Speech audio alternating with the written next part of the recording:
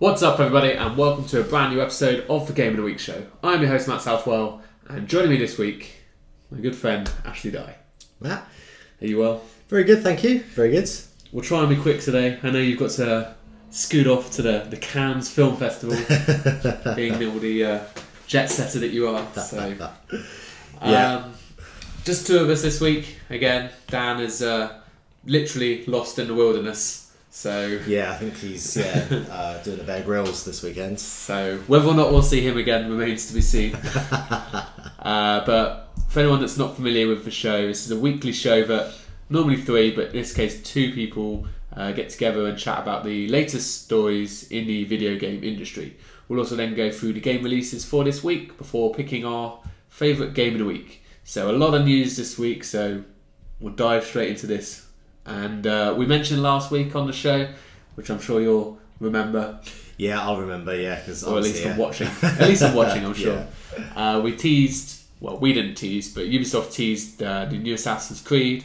And as stated, it was revealed this week, or last week now, and it is Assassin's Creed Syndicate, as we also predicted on the show. Yes. So, set in London, 1868, kind of as expected, Victorian era. There were two characters in this, Jacob and Evie Fry. Jacob is like a hot-headed, rash kind of guy, which we kind of see in the trailer. Yeah, he seems to be a little bit different from the normal assassins. Yeah, definitely a bit more out there, I think, rather than being sort of quite stealthy and reserved. Yeah, I think I like that though. Yeah, because we had that with Black Flag. Yeah, which is the one you have played. I've played both of them a little bit, but not fully. Yeah. So I think that kind of character just is a little bit more fun and interesting. Yeah. Than like kind of just your quiet. But we do have Evie, who is his twin sister, and she's the stealthy assassin type. So if you do prefer that, you can use that. They're both completely switchable in free roam. But there'll obviously be specific missions for the two of them. Yeah, I like that choice. I think it does add a sort of different element to the game, and it gives you that option and the sort of versatility of the game to be able to. And no one can moan at Ubisoft for being sexist anymore because they've got a man and a woman. Even though it appears that the woman does not appear in the reveal trailer at all. That's true. Yeah, I hadn't noticed that. Yeah. Even in we didn't watch it, but there's like a 10-minute gameplay walkthrough. And the missions they show are also him doing the missions as well. Oh, she's just there to look pretty and stuff. Things women are there for. I say with tongue in cheek, obviously. So this is a single player only game. They're taking away the co-op play from Unity in order to focus on the single player, which I don't really have a problem with. This game is always single player at heart, and that's it's always been that. I've never really played it for the multiplayer. It's always been the single missions, single player mission and campaign. Do you find it weird though that when they say single player only in this game, everyone's like yes, happy, but when someone like Titanfall or Star Wars go multiplayer only, everyone like loses their shit again? Yeah, I know. It's because obviously from our point of view, we like single player games. Yeah, I do. We can play single player games, but not multiplayer. But yeah, you're right. It's the same thing. Effectively, it's saying it's only for one category of gamer. So yeah, I think everyone's different and has their preference as to whether they prefer the multiplayer aspect or the single player aspect. And it's the same with everything. You're never going to please everybody. No, but hopefully it means that they can focus on the campaign. It should all be for the better. They're saying that they're learning from the Unity mistakes because lots of people weren't overly happy with Unity, but got to remember it was the first game on the new gen. Yeah. So this is a new team as well, so give them a chance. A couple of new things we see in the trailer as well. I don't know what you thought of these, Ash. The horse and carriage travel, and the train travel. It's a nice touch. I think set in London in the 1800s. I think it's appropriate, and I think it's good to have that sort of realism to travel. Yeah. No more kind of running forever through the streets or running over the top of buildings. Just that for the sake of it. That was always a big part of the game, wasn't it? You spent half your time just travelling around and just running everywhere. Yeah.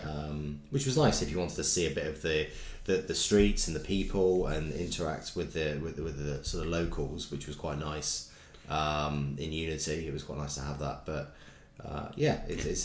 we've had horses before. Horses were in the first Assassin's Creed.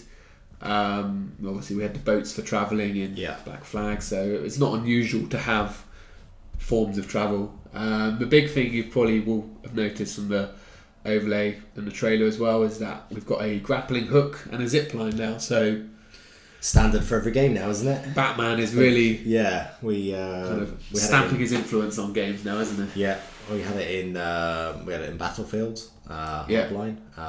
In Far Cry, we had the was it the grappling hook? And did we have the grappling hook? Yeah, because you would use it to climb like the rocks and stuff like that. Right. So definitely becoming a feature of certainly a lot of the games now. We can also say Ubisoft got good grappling hook physics. Yes, from their Far Cry experience. So, a couple more things. Just passing comments that Charles Dickens and Charles Darwin will also be in the game. Yeah, and they will be your friends, your allies, kind of similar to AC2 when we had Leonardo da Vinci. So,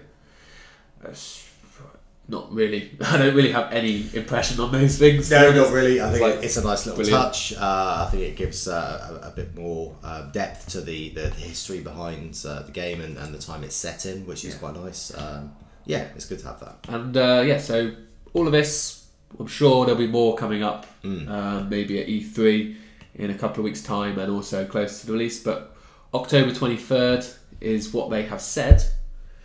Based on Unity last year, that will be delayed to November. Yeah. But the point is, it will be this year. Assassin's Creed, annual release, they go together like, I don't know, chalk and cheese. Peas in a pod. Peas in a pod. Chalk and cheese don't go together. No, they don't. It's always going to be there, so no doubt we will have fuller impressions. Yeah, we've got Dan here to tell us all the the technical details. It's our top story of the week, and we've got our Assassin's Creed guru present. Never mind. We'll get over it. Yeah. Moving on then, we've got ARK Survival Evolved, which has also been revealed this week. A little bit different to Assassin's Creed. This is basically Jurassic Park. The game is basically I think that's a good description. It's certainly. It's one of those epic sort of games that has. We don't see many games with dinosaurs.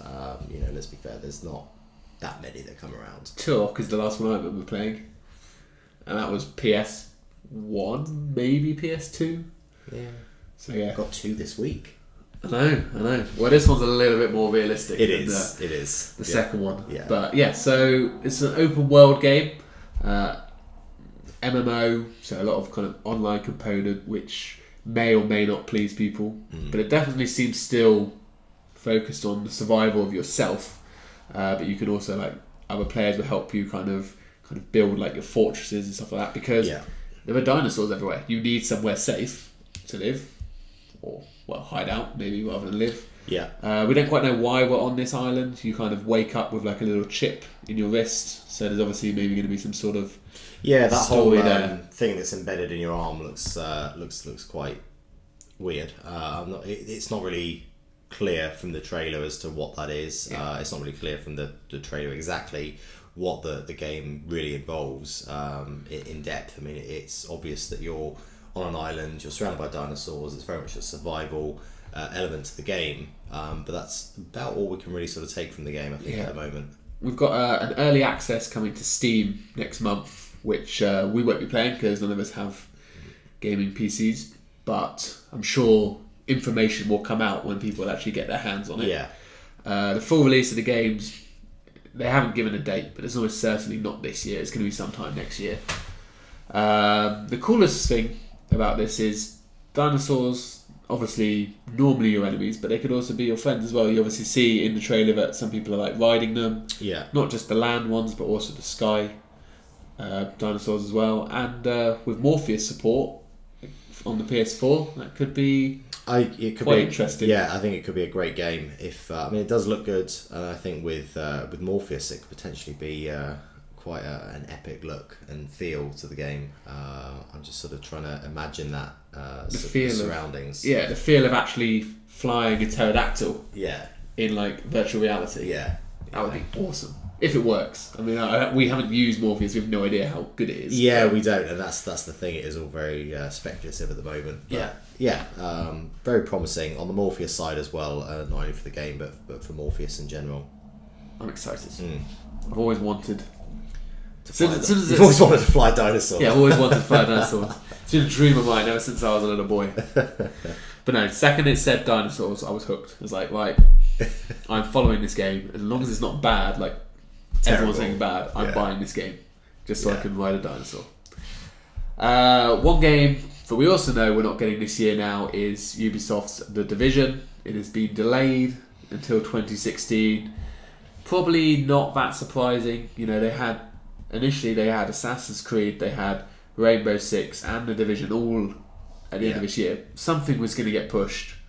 I told Dan it was going to be Rainbow Six, but I was wrong. It's The Division that's been pushed to Q1 next year, so not a big delay, 2 to 3 months. Yeah. It's they've said it's not an easy decision to make, but they believe it'll be for the benefit of the players, which is pretty much what they always say. Standard, isn't it, really? Yeah. Delays, they're not a big deal anymore. We talk about them all the time. Yeah. But it's fine. We can wait. It will come when it will come, and as long as it's still good. Well, not still good. As long as it ends up being good, that's all that matters at the end of the day. Yeah, we're never short of games. I think in the medium term, there's always something there to get our hands on and to play and or even go back to. Yeah. So there's never any shortage of games. No. So this still came from Ubisoft's kind of fiscal reporting for the year. They mentioned actually there's going to be another unannounced AAA game sometime in this fiscal year, which ends March next year. So it'd be quite interesting to see what that could be, especially AAA. I don't have any thoughts off the top of my head, but we've got quite a few coming out in there. I wouldn't want to venture a guess, but what they did do is they did give us the date for Rainbow Six. Yeah. Which proved I was wrong, because it's... God, that hurts saying. Matt was wrong. I don't think I've ever said those words before in my life. I was wrong. Yes, you were. October 13th for Rainbow Six Siege. Ubisoft are quite upbeat on this game. They believe that it could be their best-selling shooter ever, which is a pretty big statement. You look kind of through history, these games have kind of sold like kind of a few million, so they've always done pretty well with Rainbow Six. But like Far Cry 4, I think, sold like 6 or 7 million. So they're obviously really expecting this Rainbow Six to kind of attack, not obviously be Call of Duty level, but at least kind of have a presence there. I think it will do. It'll certainly appeal to a lot of people that are keen with the likes of Call of Duty. I think it's along those lines, but it just gives there's a little bit different, isn't it? So there's a lot more. I think more. I don't want to say skill, because I've tried to play Call of Duty and there are a lot of people that are very skilled at that game. There are. But maybe a little bit more kind of tactics. There's a little bit more tactical about this. Obviously, you're going in, you're trying to extract hostages and stuff, and there's a bit more realism there. And like sometimes if you get shot in the head, you will die. It's not like on other shooters where the screen just goes red, and as long as you hide around the corner, you'll come back to life and be fine again. Yeah. Which is always a weird... I can't remember who introduced this, but it's a really weird thing to have. Like, shooters always used to have health. Yeah. And depending on where you got shot would affect more of your health. And then you go and collect medikits to restore your health. Yeah. Now, that's also stupid. But in games, it kind of made sense. Yeah. Like, what's with this self-regenerating? Yeah, I don't know. Just sit there for 30 seconds and you're... Good to go. Good to go. It's basically my motto for life.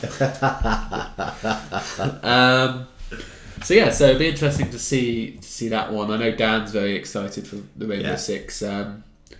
Maybe I'll have a look at it. Shooters obviously, they are the choice genre at the moment. That's the game everyone wants. That's the game that's most popular.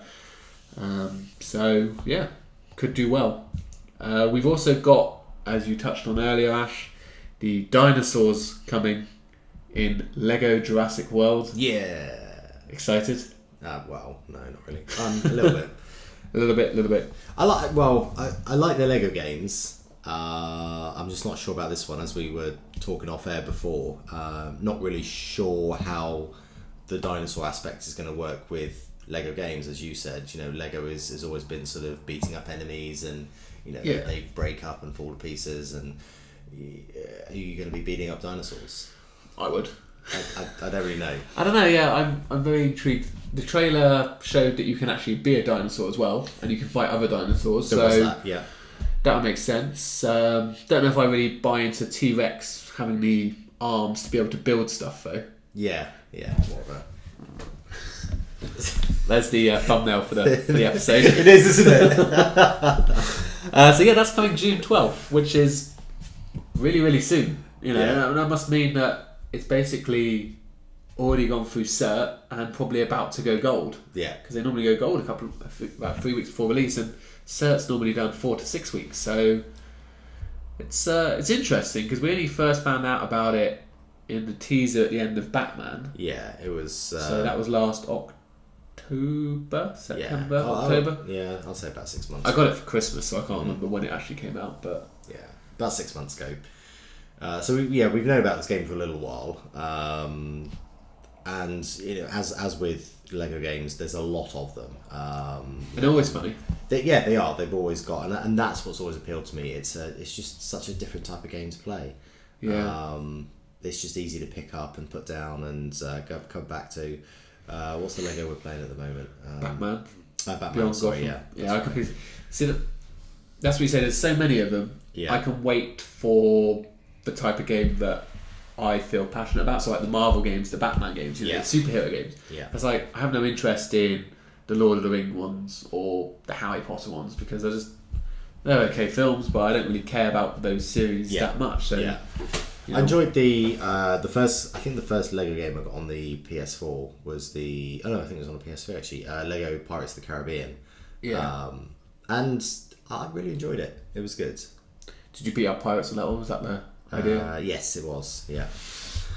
Yeah, that's that would have been PS3, and that's like I said, they make Lego franchise for everything. We've got Lego Dimensions coming out. You heard about this? No. Lego Dimensions is basically Lego's answer to the Nintendo's Amiibos, Skylanders, Disney Infinity 3, which has recently been announced and is having Star Wars and everything. That was always going to happen, to be honest. This toy game business is really, really taking off now. It is. What with the Amiibos, and when Disney Infinity has the potential to be the winner because Disney owns everything. It does. It can have Star Wars, it can have Marvel, it can have the Disney classics, everything. Yeah. But yeah, the Dimensions one's interesting, but I don't know whether or not the characters are as appealing because it's just Lego, whereas obviously you can buy Lego separate. Yeah.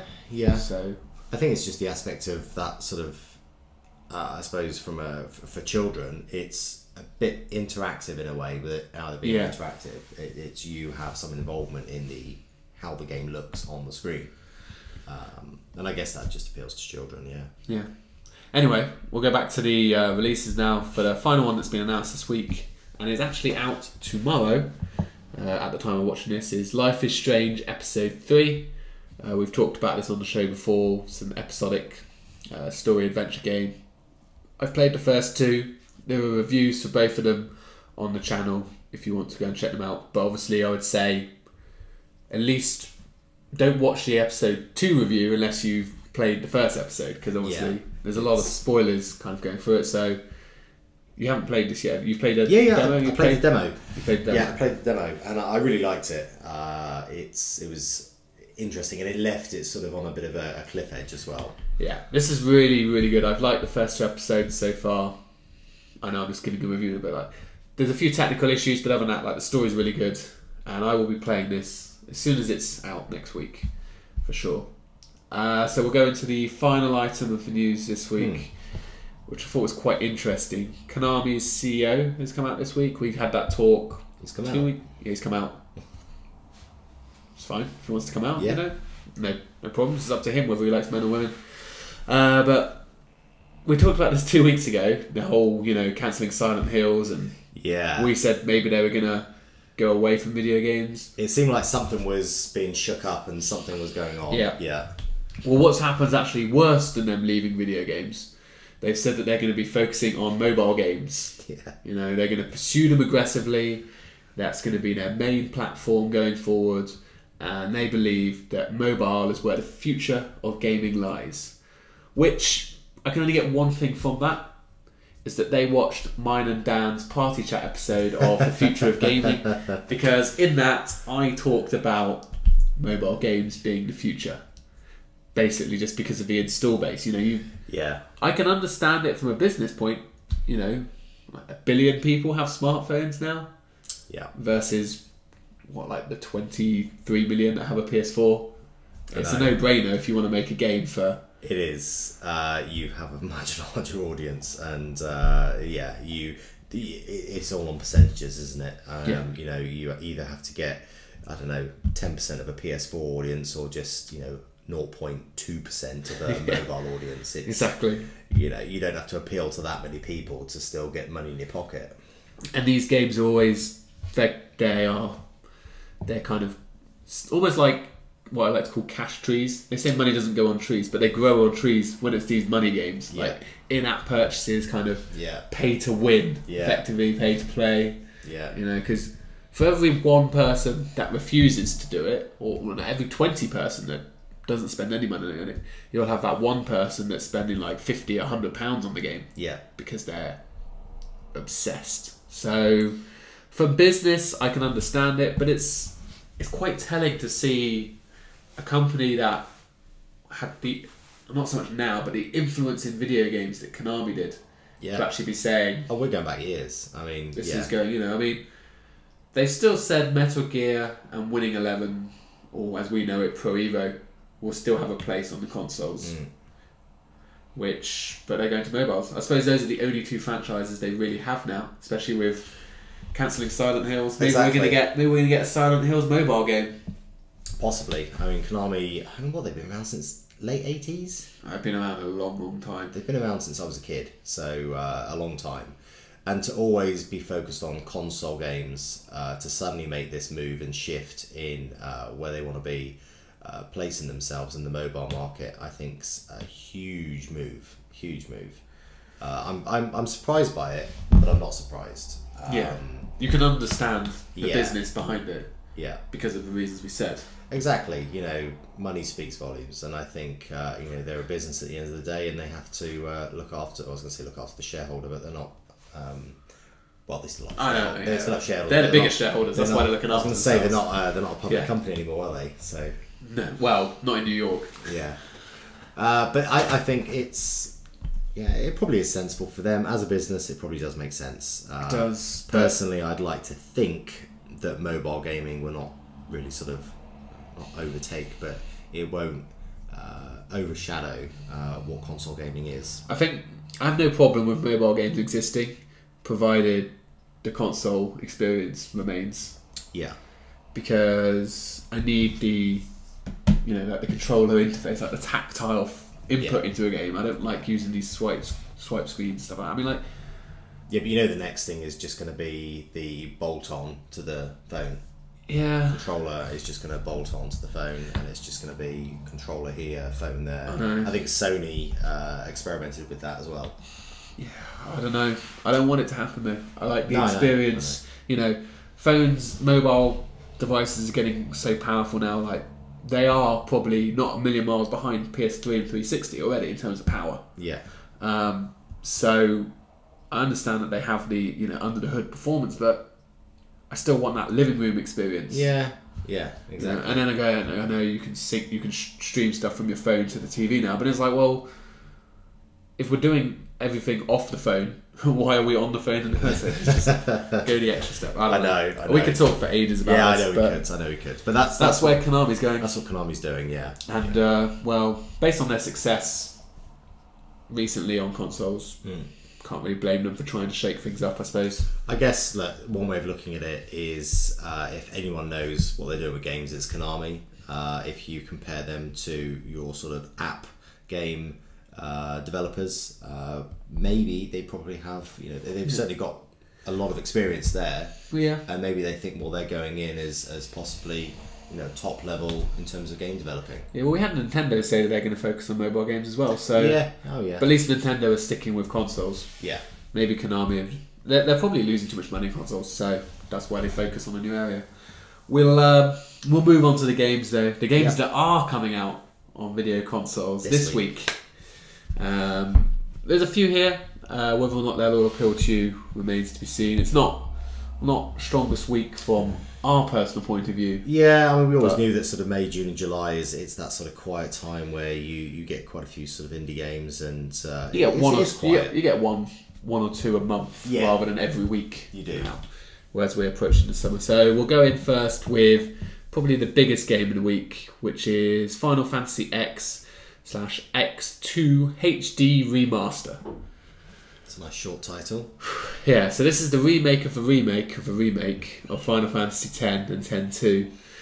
They HD'd it for the PS3, I believe, at the end, and now they've HD'd it for the PS4. People of the franchise, I mean, you're torn. Some people say 6 and 7 are like the pinnacle. A lot of people actually really like these ones, though. They're some of the most popular and best-selling, so to remake it, fair enough. Yeah. I don't care, personally. It's never been into. It's not a game I've ever got involved in, ever. No. Even when it, way back when it began, it's just not something that's ever really appealed to me. Nope, me neither. But I appreciate that they must be good games because a lot of people do love them. Yeah, I mean it's enormous, enormous franchise. So that one's out there on the PS4 if you want to check that out. Also on PS4, we've got The Last of Us Left Behind, which is the standalone prequel to the main story. This is all focusing on Ellie, kind of before she met up with Joel and all the other people, kind of not when it first broke out, but like earlier on, a lot earlier on. It's something that I still need to play actually, because it's on the remastered version, isn't it? Yes, it is. Already. And I haven't actually played it, but I keep meaning to get around to it. I mean, The Last of Us, for those of you that haven't played it, it's just an amazing game. Yeah, it is one of the best games we've had in the past 10 years, if not the best. Yeah. I'm surprised they've released it as a standalone because I'd imagine most people either bought it on the PS3 or if they wanted it on the PS4 would have already got it in the bundle. Yeah. But there must have been demand for it. I was going to say that's exactly what I was going to say. Clearly, there's been some demand for the standalone. People that maybe bought the original game. I mean, I was in the same boat that I bought the original game on the PS3, never bought the DLC. Yeah, correct. But then I just bought remastered instead. Exactly. Ditto. Also out on the PlayStation this week, we've got Toren, which is a puzzle adventure game. Kind of focusing on like this tower that you have to kind of climb in your character and like kind of discovery. Lots of weird goings on in there. Apparently players are led through a journey built around an epic poem, or whatever that means. Yeah, doesn't really tell you anything, does it? But watching the trailer, it looks okay. It does, yeah. It looks okay as a game, and if it's that sort of game for you, then it's an interesting take to have an adventure game that's kind of so vertical, because obviously normally they're horizontal left to right. So to have like a tower that kind of going, but it's something that's different. So yes, different element, different dimension to the game, isn't it? We've got. I feel like I need to sneeze. We've got Lost Orbit. Which it focuses around the exploration of space. Your character appears to have kind of been cast away in space. He's like a lone astronaut. It's Gravity, isn't it? Really, it's kind of like an arcadey kind of indie Gravity game. Yeah. It's got kind of like some like kind of shoot 'em up, beat 'em up kind of levels you have to go through. Some fast paced action because you're running out of oxygen, so you can't hang around. Yeah. But yeah, so that looks quite interesting. If you want to check that one out, do. Probably my favourite game of the week. Really? Oh yeah. Okay. In terms of, not necessarily one that I will pick, but definitely my favourite. Weirdness. Is Nom Nom Galaxy. Yeah. Nom Nom Nom. This is a co-op multiplayer game all about building, expanding and maintaining an interstellar soup factory with your friends. That is correct. Soup as in, you know, the stuff you have when you're sick. Yeah. Basically, in this world, all the corporates, all the suit factories have gone all evil, and they're not giving the people the flavours that they want. You know, all I want is chicken and vegetable. I don't want chicken or vegetable. I want both. So you're going to break away, go out into these planets, and get resources for all these. Right? You are way more enthusiastic about this than you need to be. So it's super. So you're super excited about it. You could say that. How did I miss that? I don't know. Super excited. Oh, I am. But yeah, so it's kind of tower defense with a bit of kind of platforming, because you build your factories, you have to defend them and stuff, but also you're going out kind of searching for the resources, as I said. So I don't know if the game's any good. I honestly haven't played it, but all I can say is that it's different. It is different. These developers must fucking love their suit. And more power to them for making a game like this. Yeah. On an equally, well, almost equally kind of quirky sort of level, we've got Schrodinger's Cat and the Raiders of the Lost Quark. So this is basically, the premise of the story is that you're kind of some kind of super quantum powered cat, because your owner was like a mad scientist who wanted to kind of discover quantum physics, blah blah blah. But at the end of the day, it's just a fun, colourful puzzle platforming game. Yeah, it's sort of wacky frantics. Yeah, sort of platform game. Yeah, but yeah, the narration and the voice acting is very humorous, because obviously you can tell even from the trailer that it's not something that's taken itself overly seriously, which I always like when games add a bit of humour to themselves. Oh yeah. You know, it's a more enjoyable experience. So many people make games that are too serious. Yeah. So this is a nice little twist, and actually probably one that I will look to check out. A couple more here. We've got Lifeless Planet, which is a third-person action-adventure game. Very kind of classic sci-fi story here. You're basically another astronaut. We've got two astronauts this week. Yeah. He's gone to a far away planet, which he understood to be rich with life and everything. You know, basically like the dream planet, as it were. But when he gets there, it's just a wasteland. Yeah. But then he also discovers that humans were living there long ago, so now it's kind of become like a mystery where he has to work it out. There's a bit more investigation needed. There's some unanswered questions. I like that the trailer sort of leaves that in the balance as well. It doesn't really give anything away, which is quite nice. So it leaves you just with that sort of taste in your mouth and wanting to maybe know a bit more.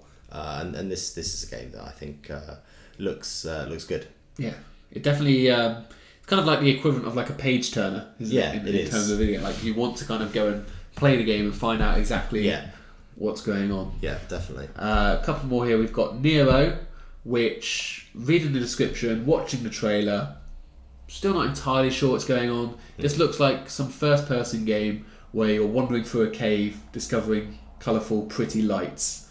Even the description, it says, takes players on a journey in a world of incredible beauty, where a kid is the key to all locks, and the night is not as frightening as we all could think. This is a next-gen take on visual novel concept that focuses on a story-driven gameplay which is heavily expressed in the game's overall mechanics. So, nothing there about what it is. No. Just a whole load of spiel. And even watching a 6-minute gameplay trailer, still don't know what the objective is. Still doesn't really know what to do other than just to walk around. And look at some lights. Yeah. Very pretty lights. Oh, that's good. Pretty lights. But I've got no idea what the objective of the game is. No. So let us know in the comments if you have any idea what it is. Yeah. And we're closing out with probably the best game of the week. Is Toro, which is the first and probably last ever bullfighting simulator game, challenging your skills and reflexes and fast reactions to obviously take on the 500 kilogram bulls. Now, I'm going to be honest, this game isn't the best looking game. It's Xbox One, apparently, but looking at the trailer, it's terrible. It looks. I know graphics are hard. I couldn't even pretend to imagine how to do it, but I would just imagine they've kind of gone for the realism artwork more but not being able to achieve it. And I think obviously realism is very hard, so maybe they should have gone more cartoony. Yeah. Because I'm not saying cartoony is easier, but I imagine it would be easier. I imagine it would be, yeah. So, as a result, it's not the best looking game. How it actually plays remains to be seen, but I don't see how exciting it can be just standing in the middle and probably just pressing a button as late as possible. Cape. Yeah. When the ball charges at you. So yeah, it's very much, it reminds me of a game that is just... It almost seems like it's been very quickly and cheaply thrown together. You know, there's no real quality that I can see there. There's no depth to the game. It's a very simple, almost 90s kind of game. Yeah, I don't know. I mean, maybe, I guess maybe there must be some influences in the development team of, they must be very passionate about bullfighting. But I feel like... How much depth can you have to a game where you stand in the middle of an arena I know. and move a cape? But the thrill of bullfighting must come from real life. I don't think it really would happen in the game. And you know, if I'm gonna be charging against a bull, I'll just do it in Tony Hawk's in the bull ring. Yeah, the old pro skaters. Yeah. So that's it on the games this week. Like I said, a few interesting ones, but not the busiest week. Everyone's obviously waiting for The Witcher 3, which is next week. Yeah, which is obviously the big game. But Ash, closing up then. What's your pick for this week? I think I would have to go with Lifeless Planet. I think the quality of the game, it looks really good. I mean, the detail is very, very good. I mean, there's nothing greater, I think, than a man in a very realistic spacesuit in a barren wasteland. You know, the colour is very good. It's got that sort of Mars sort of colour tones to it as well. I think, yeah, and the story itself intrigued me because it's not really answered in the trailer. I think it looks very good. See, that would probably be my pick. I'm also interested in it, but I think I'm going to go with Schrodinger's Cat and Raiders of the Lost Quark, just because I love fun games, like kind of quirky humour games, and I love platformers. So in theory, it should fit like that. Like that. Perfectly. Like a glove. Like a glove. But gloves don't go like that. No, I know. But it wouldn't be a very good glove. But they say fit like a glove, don't they? Do they? I think so. Who's they? General people. Cool. So that's about it for this week on the Game of the Week show. If you have enjoyed it, please do remember to subscribe to the channel so you can keep up to date with our weekly shows, as we're coming up to E3 now, so there's going to be a lot of news. Hopefully a lot of videos with a lot of views, making everyone happy. The calm before the storm. Yeah, so looking forward to that. We'll be doing our predictions in the next week or two to see how wrong we are. No doubt, very. Which you'll never. Well, you won't today, but what I'll do is I'll phrase them in a way. Okay. But they're completely open-ended. Okay, gotcha. But yes, so leave us comments down below about what you think of the new AC game this week, what you think of ARK and all of the games, and please, if you know what Nero is, do let us know because we are still lost. But for now, Ash, thank you as always, and everyone out there, we'll see you next Monday.